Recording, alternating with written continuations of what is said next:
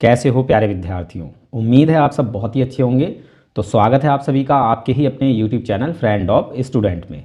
इस video class में हम प्रश्नावली 3.2 का 5वां सवाल सॉल्व करेंगे। इससे पिछले वीडियो क्लास में हम लोगों ने इस प्रश्नावली के 1 से लेकर 4 तक सवाल सॉल्व कर लिए हैं। आप इन सभी सवालों को इस चैनल पर देख सकते हैं और साथ ही लिंक मैंने इस वीडियो के डिस्क्रिप्शन बॉक्स में भी दे दिए हैं। तो प्रश्न नंबर 5 में दिया है, एक आयताकार बाग जिसकी लंबाई चौड़ाई से 4 मीटर अधिक है का अर्ध परिमाप 36 मीटर है। बाग की विमाएँ ज्ञात कीजिए। विमाओं का मतलब है बाग की लंबाई और चौड़ाई। तो इस प्रश्न में हमें बाग की लंबाई और चौड़ाई ज्ञात करनी है। हमें प्रश्न में बाग की लंबाई बाग की चौड़ाई से 4 मीटर अधिक दी हुई है। हमसे बोला है कि बाग की लंबाई बाग की चौड़ाई से 4 मीटर अधिक है और साथ ही हमें बाग का अर्ध परिमाप 36 मीटर दिया हुआ है। अर्ध परिमाप का मतलब होता है परिमाप का आधा। ठीक है, तो देखो इस प्रश्न को हम सॉल्व कैसे करेंगे। हम लंबाई को x मान लेंगे और चौड़ाई को y मान लेंगे, क्योंकि ना तो हमें लंबाई दी है ना ही चौड़ाई दी है। तो इनको हम x y मान लेंगे और x y मानकर हम दो रैखिक समीकरण बनाएंगे और इनको हम ग्राफी विधि से हल करेंगे। तो चलिए सवाल को सॉल्व करते हैं। सारी चीज़ें बहुत अच्छे से डिटेल में समझाऊंगा, सवाल आपको अच्छे समझ में आ जाएगा। तो देखिए स्टूडेंट्स, सवाल में ना तो हमें बाग की लंबाई दी है ना ही बाग की चौड़ाई दी है। ठीक है, तो हमें क्या करना है, हमें मान लेना है कि बाग की लंबाई x मीटर है और चौड़ाई y मीटर है। ठीक, फिर हम लिखेंगे प्रश्नानुसार। तो प्रश्नानुसार क्या है, हमसे बोला है कि बाग की लंबाई बाग की चौड़ाई से 4 मीटर अधिक है। तो अगर हम बाग की लंबाई में से बाग की चौड़ाई को माइनस करेंगे तो बराबर हमें क्या मिलेगा, 4 मीटर। क्यों? क्योंकि बाग की लंबाई बाग की चौड़ाई से 4 मीटर अधिक है। तो बाग की लंबाई में से बाग की चौड़ाई को घटाएंगे तो बराबर 4 मिलेगा। ठीक है, ये हमारी पहली समीकरण हो जाती है। अब हम दूसरी समीकरण बनाएंगे। तो सवाल में हमें दिया है कि बाग का अर्ध परिमाप 36 मीटर है, तो इसको लिख लेना है। आयताकार बाग का अर्ध परिमाप यह है 36 मीटर। ठीक है, अब एक चीज़ बताइए, अर्ध परिमाप क्या होगा। अर्ध परिमाप का मतलब है परिमाप का आधा।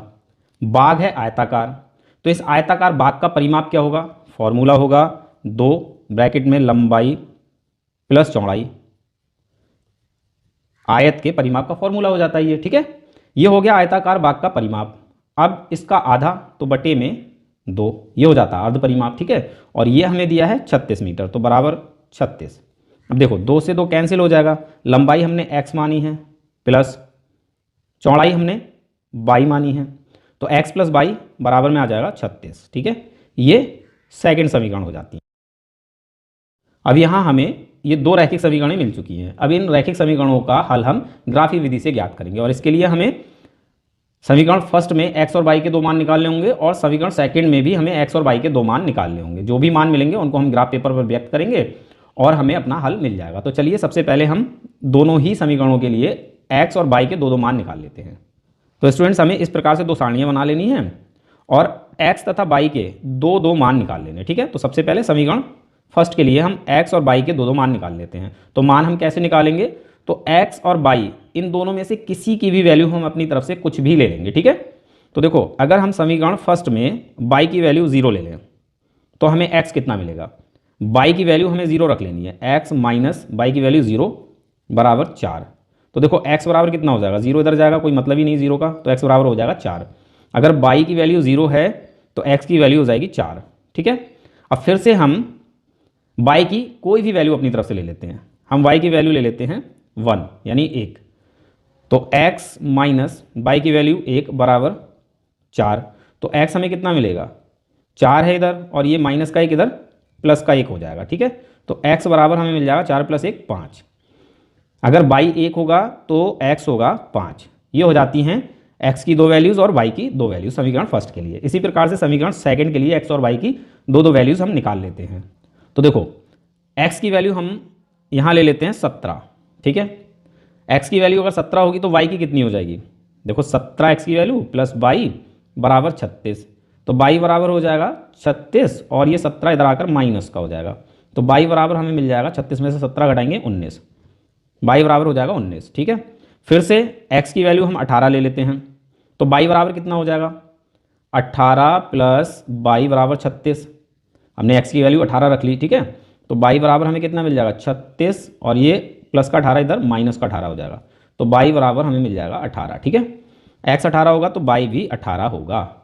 तो ये दो दो वैल्यूज़ हो जाती हैं। अब इन वैल्यूज़ को यानी इन बिंदुओं को हमें ग्राफ पेपर पर व्यक्त करना है, ठीक है। समीकरण फर्स्ट के लिए पहला बिंदु है 4,0 यानी x अक्ष का निर्देशांक 4 और y अक्ष का निर्देशांक 0। दूसरा बिंदु है 5,1 और समीकरण फर्स्ट के लिए पहला बिंदु है 17,19, 18,18, ठीक है। चलिए इनको व्यक्त करते हैं, हमें अपना हल मिल जाएगा। तो स्टूडेंट्स ग्राफ पेपर पर हमें कुछ इस तरह से x अक्ष और y अक्ष खींच लेने हैं, ठीक है, और निर्देशांक लिख लेने हैं। तो यहाँ मैंने पैमाना लिया है एक बड़ा वर्ग यानी एक बड़ा बॉक्स बराबर 2 मात्रक। तो आधा बॉक्स, पूरा बॉक्स मैंने 2 मात्रक का माना है तो आधा बॉक्स हो जाएगा 1 मात्रक का, ठीक है। यह हमारा मूल बिंदु है, यहाँ पर x अक्ष का निर्देशांक 0 होता है और y अक्ष का भी निर्देशांक 0 होता है। अब हम अपने बिंदुओं को अंकित करते हैं। तो समीकरण फर्स्ट के लिए पहला बिंदु है 4,0 यानी x अक्ष पर 4 और y अक्ष पर 0। तो x अक्ष पर 4, 1 2 3 4, ये रहा हमारा 4, ठीक है। और y अक्ष पर 0, 0 का मतलब क्या है, y अक्ष पर ना तो हमें ऊपर जाना है ना नीचे आना है, क्योंकि y अक्ष का निर्देशांक 0 x अक्ष पर ही होगा, यही होगा, ठीक है ना ऊपर जाएंगे ना नीचे आएंगे। तो ये हो जाएगा समीकरण फर्स्ट के लिए पहला बिंदु। इसको हम नाम दे देते हैं a और इसके निर्देशांक हो जाते हैं 4,0, ठीक है। अब इसी प्रकार से हमें दूसरा बिंदु अंकित कर लेना है 5,1। तो x अक्ष पर 5, ये रहा 5 और y अक्ष पर 1, तो 1 होगा ये, ठीक है। ये यहाँ आ जाएगा हमारा समीकरण फर्स्ट का दूसरा बिंदु। इसको हम नाम दे देते हैं b और इसके निर्देशांक 5,1, ठीक है। अब इन दोनों बिंदुओं को हम स्केल से मिला लेते हैं इस तरह से, ठीक है। ये आलेख हो जाता है समीकरण फर्स्ट के लिए यानी x माइनस y बराबर 4 के लिए। इसी प्रकार से हमें समीकरण सेकंड के ये दोनों बिंदुओं को अंकित कर लेना है।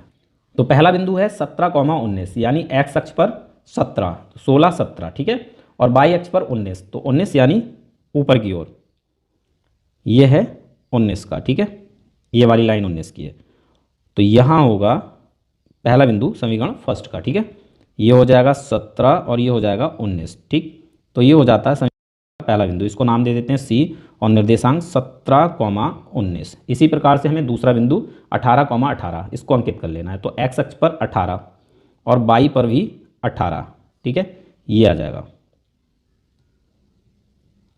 x पर 18 और y पर 18, ठीक है। इसको नाम दे देते हैं D और इसके निर्देशांक हैं 18,18, ठीक है। अब इन दोनों बिंदुओं को भी हमें मिला लेना है स्केल से। ये आलेख हो जाता है सेकंड समीकरण के लिए, ठीक है, x प्लस वाई बराबर 36 का। अब देखो इन दोनों आलेखों ने एक दूसरे को इस बिंदु पर काटा है, तो यही बिंदु हल हो जाएगा। इसको हम नाम दे देते हैं P, ठीक है। अब देखो इसके निर्देशांक क्या हैं, तो x अक्ष पर यह है 20 और y अक्ष पर है 16, तो इसके निर्देशांक हो जाते हैं x के लिए 20 और y के लिए 16, यही हल हो जाता है। यानी जो आयताकार बाग है इसकी लंबाई 20 मीटर हो जाएगी और चौड़ाई 16 मीटर हो जाएगी। तो आंसर हमें कुछ इस तरह से लिख लेना है, क्योंकि दोनों आलेख बिंदु P जिसके निर्देशांक हैं 20,16 पर प्रतिच्छेद करते हैं। प्रतिच्छेद करने का मतलब है एक दूसरे को काटना। बिंदु P पर ये दोनों ही आलेख एक दूसरे को प्रतिच्छेद करते हैं और इसके निर्देशांक हैं 20,16, ठीक है। इसीलिए बिंदु P समीकरण युग्म का अद्वितीय हल है, यानी केवल एकमात्र हल है बिंदु P, ठीक है। और बिंदु P के निर्देशांक हैं x अक्ष का 20 और y अक्ष का 16, तो आयताकार बाग की लंबाई जिसको हमने x माना ये 20 मीटर हो जाएगी और चौड़ाई जिसको हमने y माना ये 16 मीटर हो जाएगी। यही हमारा आंसर हो जाता है, ठीक है। तो उम्मीद है सवाल आपको अच्छे से समझ में आ गया होगा। तो मिलते हैं अपने अगले वीडियो क्लास में। इस वीडियो को देखने के लिए आप सभी लोगों का बहुत बहुत धन्यवाद।